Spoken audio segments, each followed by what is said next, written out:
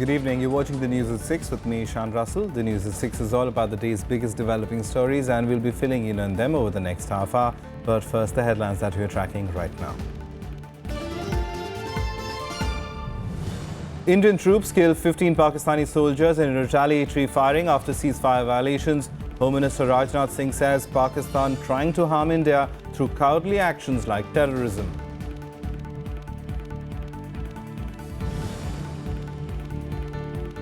India condemns expulsion of High Commission official by Islamabad, says Pakistan has provided no justification for allegations that officials' activities violated diplomatic norms.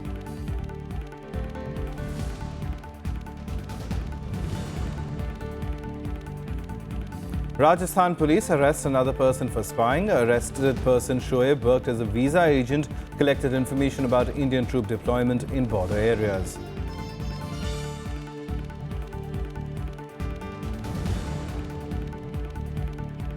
And the Supreme Court warns entire judiciary will come to a grinding halt if the centre delays judges' appointments. Points out that many rooms in the Karnataka High Court are locked because there are no judges.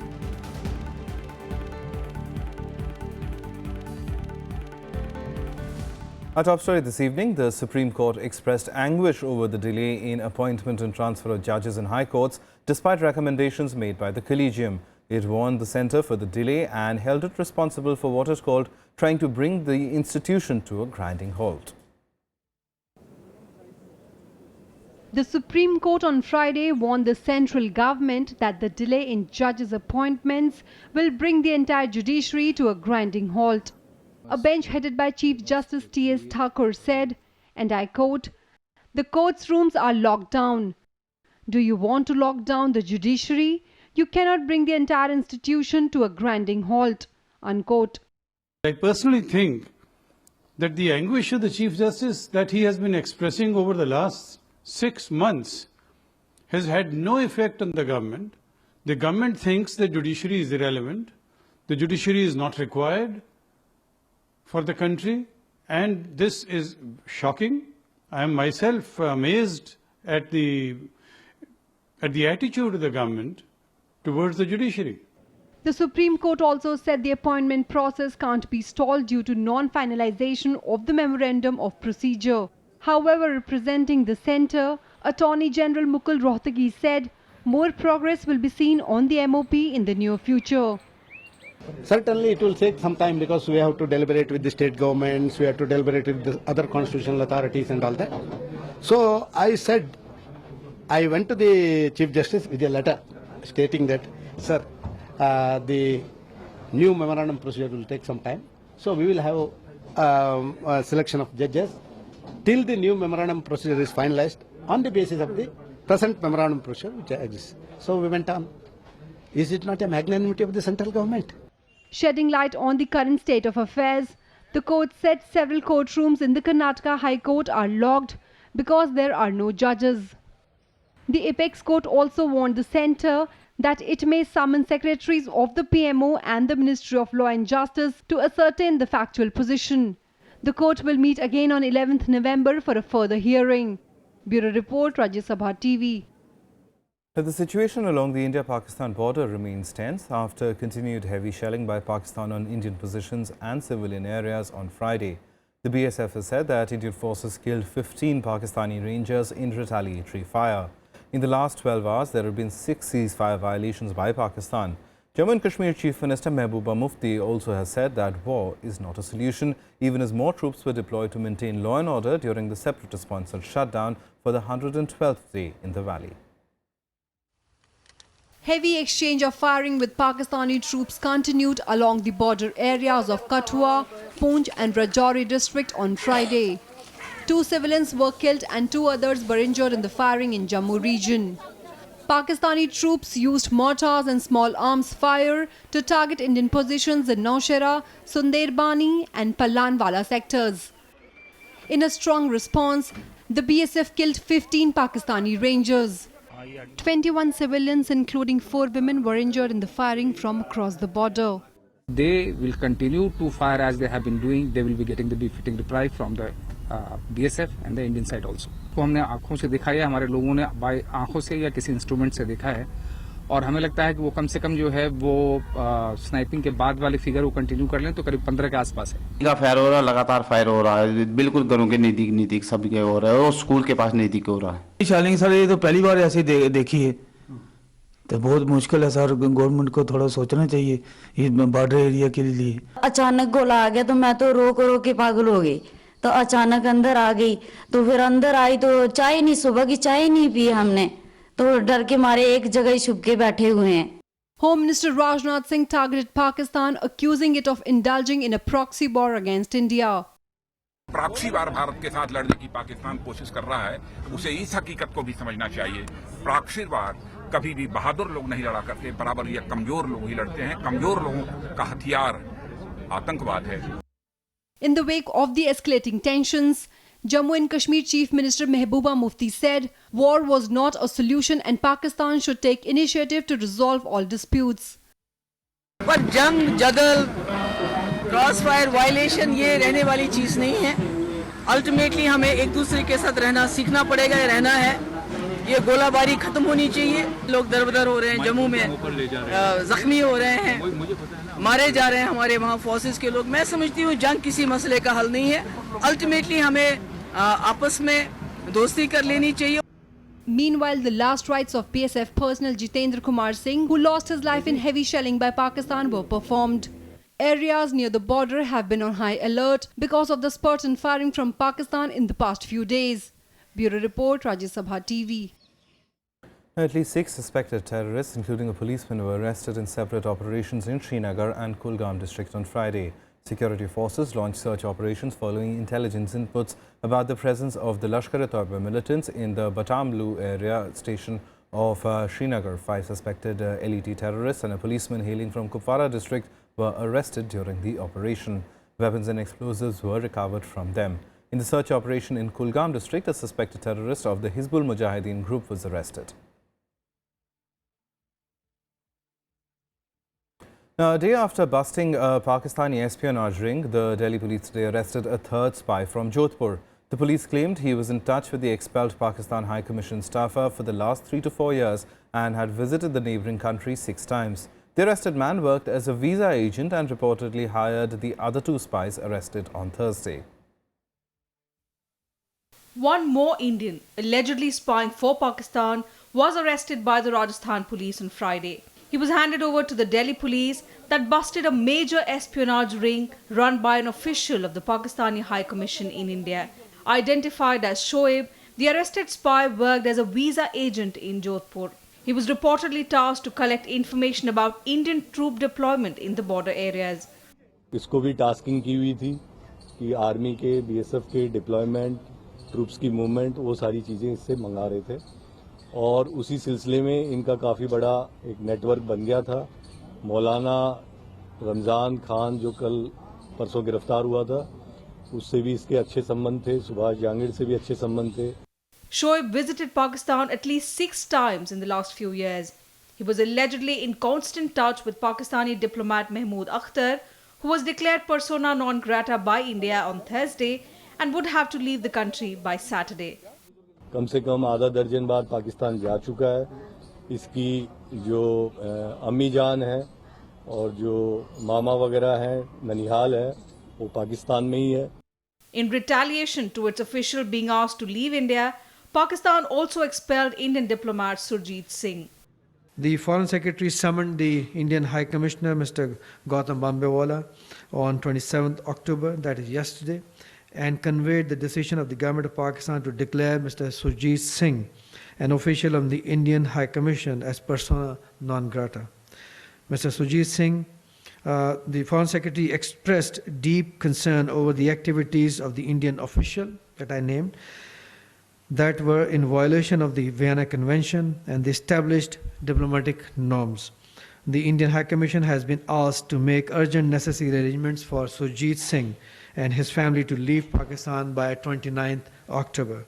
India condemned Pakistan's decision, saying the action further confirms that the country continues to be in denial of its anti-India activities. No justification has been provided by the government of Pakistan except for the completely baseless and unsubstantiated allegation that his activities were not in keeping with diplomatic norms. the government condemns Pakistan's step. It is obvious that the step is an afterthought following yesterday's apprehension of Pakistan High Commission staffer Mahmood Akhtar in Delhi while indulging in anti-India activities. News reports suggest Pakistani spy Mahmood Akhtar was trying to gather classified information on deployment of Indian security forces along the western coast, possibly to carry out a strike similar to the 2008 Mumbai terror attack. The two Indian spies arrested on Thursday allegedly supplied information to Akhtar about deployment in the Sir Creek area and the Kutch region. Akhtar has reportedly confessed to the police about his role in the spy ring. The Delhi police is believed to have also done a video recording of his statement in which he named several officers of the Pakistani High Commission.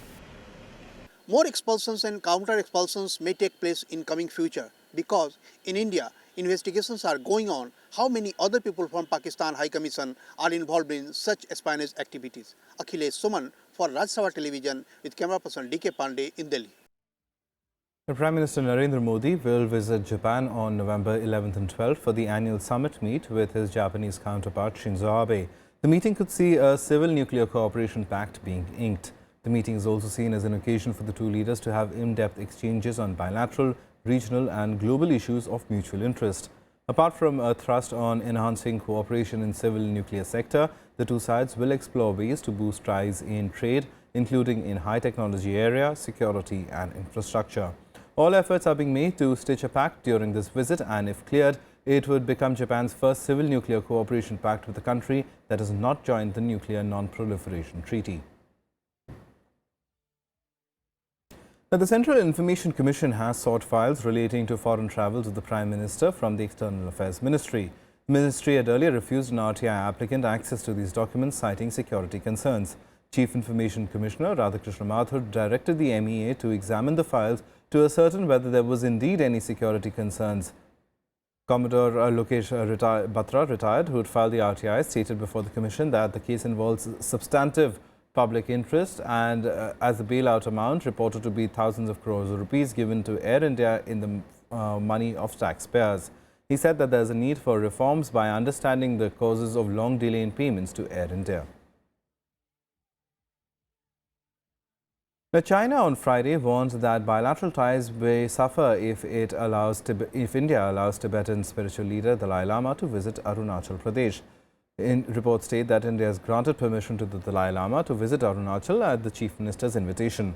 China considers Arunachal as a part of southern Tibet and routinely objects to the visits by the Dalai Lama there. The border dispute covers the 3,488-kilometer long line of actual control. Asked about the assertions by External Affairs Ministry spokesperson Vikas Sarup said that Dalai Lama has visited the state in the past, and China said making one mistake does not mean that you cannot make another mistake. The Samajwadi Party leader Shivpal Singh Yadav today met Rashtriya Lok Dal leader Ajit Singh in New Delhi.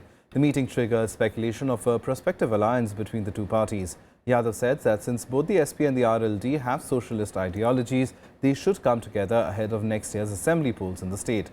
Shivpal Yadav also invited Ajit Singh for Samajwadi Party's Silver Jubilee anniversary event on 5th November. The meeting comes against the backdrop of intense factional infighting within the Samajwadi Party.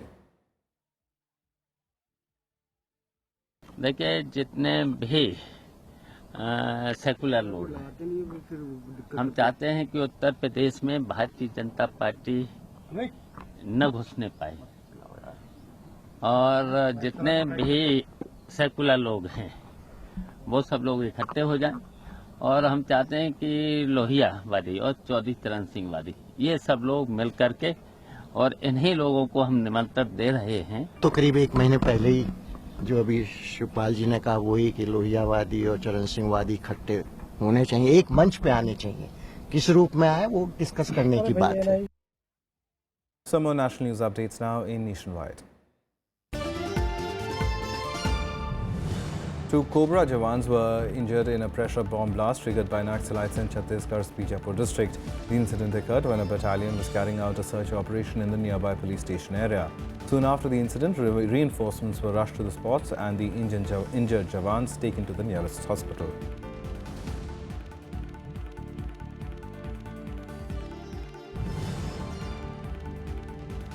The Supreme Court on Friday stayed the bail of Rocky Yadav, the prime accused in the Aditya Sachdeva road rage case. The Patna High Court had granted bail to Yadav in October. He's accused of shooting Aditya Sachdeva, class 12 student, in a road rage incident on 7th May this year. Rocky is the son of suspended JDU MLC Manorma Devi.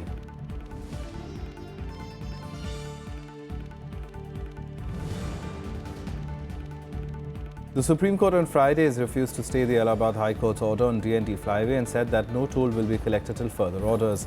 The Apex Court also said that it will get the profit account of DNT toll company audited by either the CAG or an independent auditor to find whether the profit recovered was adequate. Supreme Court will hear the matter again on 7th November. Till then, there will be no collection of toll tax on the expressway.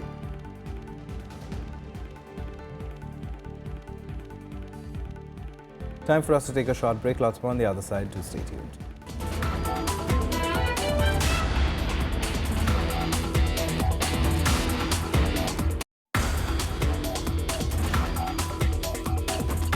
I'm here in this institute now almost 29 years. I grew along with this institute. We are doing, world-class research. You can compare our institute with any national institutions and international institutions. We are one of the top among all the R&D institutions in the country and CSR institutions also. Watch Eureka with Dr. A. Ajay Ghosh, Director, CSIR NEAST, Thiruvananthapuram, only on Rajya Sabha TV.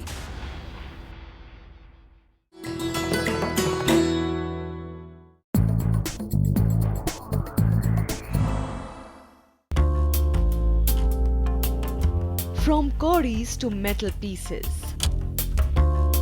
Indian currency has seen many changes. The earliest punch-marked coins came from Gandhar. The East India Company at the turn of the 19th century also minted its own coins. The Indo-Greek coins come from a colony left behind by Alexander. They depict the golden rule of the Guptas, with embossed human portraits and matrimonial alliances like Chandragupta Maurya's wedding with Seleucus I Nicator's daughter.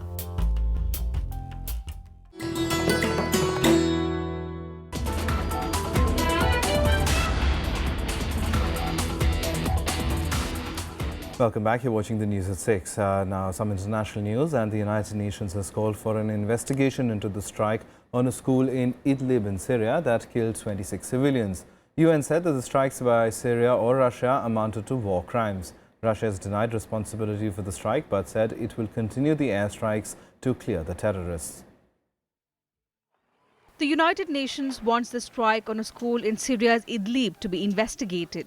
26 civilians, mostly children, were killed. Monitoring groups said the Syrian or Russian warplane strikes targeted several locations in Has, including the middle school. The UN called the strike a war crime and sought an international criminal court investigation into it. The Secretary General is appalled by reports of attacks that killed students and teachers in a school complex in Has village in Idlib Governorate in Syria on October 26. If deliberate, this attack may amount to a war crime. The Secretary General calls for immediate and impartial investigation of this and other similar attacks against civilians in Syria. Russia denied responsibility for the attack but said it would continue airstrikes to clear out the militants. Russian President Vladimir Putin said they had no other option but to clear out the terrorists from Aleppo despite the dangers to civilians living in the city. Мы все время слышим Алеппо, Алеппо, Алеппо. Ну да, вопрос в чем? Или оставить там террористическое гнездо, или минимизируя, делая все, чтобы избежать жертв среди мирного населения, все-таки это гнездо дожать. Meanwhile, Syrian rebels announced a big offensive to break the government siege of East Aleppo. Rebels fired hundreds of missiles into western Aleppo, killing at least a dozen civilians. The attacks so far are coming from rebels outside Aleppo. But with Syria and Russia intensifying the airstrikes, rebels inside the city are also likely to join the offensive. Bureau Report, Rajya Sabha TV. Meanwhile, in Iraq, Islamic State terrorists abducted thousands of men, women and children from areas around Mosul to use them as human shields. The United Nations Human Rights Group said the terrorists were pushing forward with their strategy of forcing people living nearby into Mosul as the coalition forces close in to retake the city. The terrorist group also killed at least 232 people in and around Mosul last week, including 190 former Iraqi security forces and 40 civilians. The offensive, launched on 17th October, has seen tens of thousands of Iraqi fighters advancing from several fronts in a bid to retake the last major Iraqi city still under IS control. The army, backed by US coalition forces, led airstrikes have killed nearly 900 terrorists. The raging war has forced thousands of civilians to flee from their homes from the besieged city.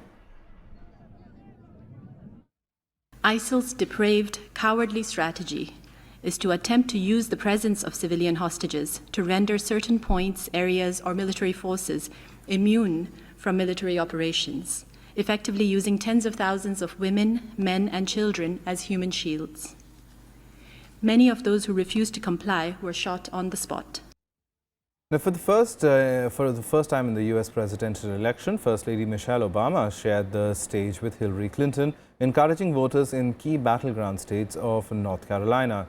The former rivals heaped praise on each other's commitment to public life.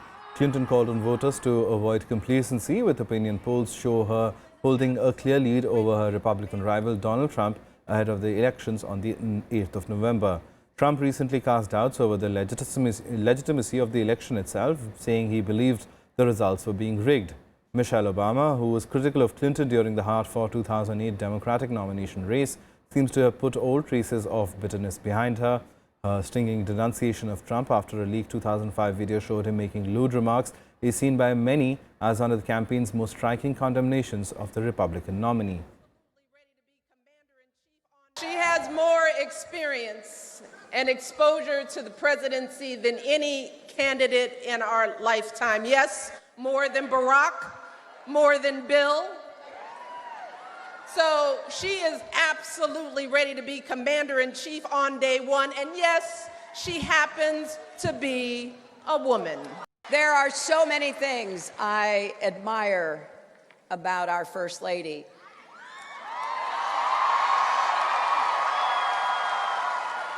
You know, Michelle reminds us to work hard, stay true to our values, be good to one another, and never ever stop fighting for what we believe in. Summer international news now in Global Buzz. A UN General Assembly committee on Thursday voted to launch negotiations on a new treaty banning nuclear weapons despite opposition from the world's strongest nuclear powers. A resolution presented by Austria, Ireland, Mexico, Nigeria, South Africa and Brazil was adopted by a vote of 123 to 38 with 16 abstentions. 4 of the 5 UNSC nuclear powers, Britain, France, Russia and the United States, voted against the resolution, while China abstained, as did India and Pakistan. 7 leaders of an armed militia who led a 41-day standoff at a U.S. federal wildlife refuge in Oregon have been cleared of the charges against them. The surprise verdict acquitted them of conspiracy and firearms offences. 26 people were charged for the standoff. Some have already pleaded guilty to conspiracy. A second group of defendants is due to stand trial in February. A 29-year-old Indian origin bus driver was today burnt alive by a passenger in Brisbane town in Australia. Manmeet Alisher, who was driving a Brisbane council bus, was charged to death by a man who poured some flammable liquid into him and set him ablaze. Police Commissioner Ian Stewart said Alisher died on the spot while several passengers on board the bus at that time managed to escape through the rear door.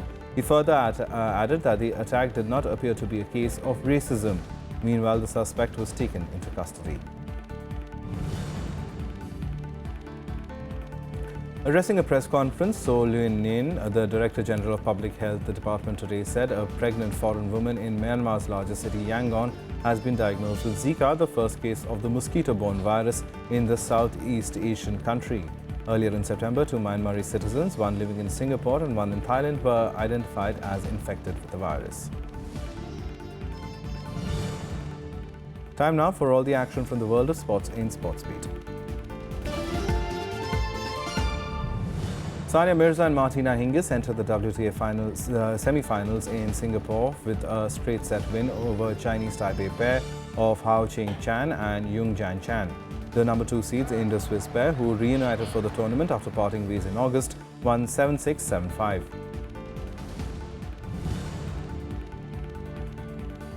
Indian challenge at the French Open badminton came to an end after PV Sindhu and HS Pranoy lost their respective singles matches. Rio Olympic silver medalist PV Sindhu lost to China's He Bingjiao 21-20, 21-17 in the pre-quarterfinals, while Pranoy lost to Taipei's Chao Tianchen 19-21, 16-21 in a half-court tie. Juan Martín del Potro's impressive run of form continued at the Swiss indoors in Basel with a straight sets victory over David Goffin. The Argentine, who won the event in 2012 and 13, saved 4 break points in the match to win 7-5, 6-3. Top seed Stan Wawrinka also advanced to the quarterfinals with a 3-set 7-6, 6-7, 6-4 victory over American Don Liang. Well, that's all from me and Rajya Sabha TV. Thanks so much for watching.